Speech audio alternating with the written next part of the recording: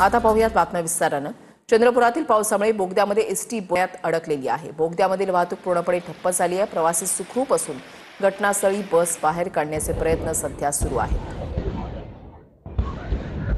चंद्रपूरमधली दृश्य आपण या ठिकाणी पाहताय। मुसळधार पाऊस कोसळतोय, मात्र या बोगद्यामध्ये पाणी जे आहे ते साचलेलं होतं आणि या ठिकाणी ही एसटी जी आहे ती अडकलेली आहे। सर्व प्रवासी सुखरूप आहेत अशी माहिती मिळते। चंद्रपूर जिल्ह्याच्या बल्लारपूर तालुक्यामधल्या गांधी चौकाजवळ मोठी दुर्घटना घडली आहे। गुप्ता यांच्या जुन्या घराचा रस्त्याकडील भाग कोसळला। या घटनेमध्ये 2 मुली थोडक्यात बचावलेल्या आहेत आणि हा प्रकार सीसीटीव्ही कॅमेऱ्यामध्ये कैद झालाय।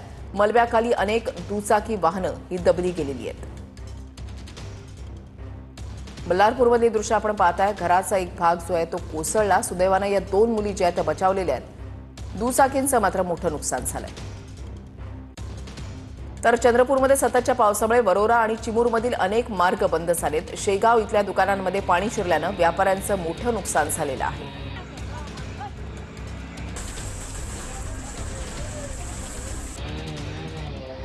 बातमी वर्ध्यामधून नाल्यामध्ये वाहून गेल्यानं 3 वर्षाच्या चिमुकल्याचा मृत्यू झालाय। खेळत असताना घरासमोरील नाल्यामध्ये चिमुकला घसरून पडला। चिमुकला नाल्यामध्ये पडत असतानाची घटना सीसीटीव्ही कॅमेऱ्यामध्ये कैद झालेली आहे। वर्ध्यामध्ये नाल्यामध्ये वाहून गेल्यामुळे 3 वर्षाच्या मुलाचा मृत्यू झालेला आहे। नेमकं काय त्यावेळेला घडलेलं होतं? हा मुलगा जो आहे तो या पाण्यामध्ये घसरून पडला, नाल्यामध्ये पडला। ही संपूर्ण घटना सीसीटीव्ही कॅमेऱ्यामध्ये कैद झाली आहे।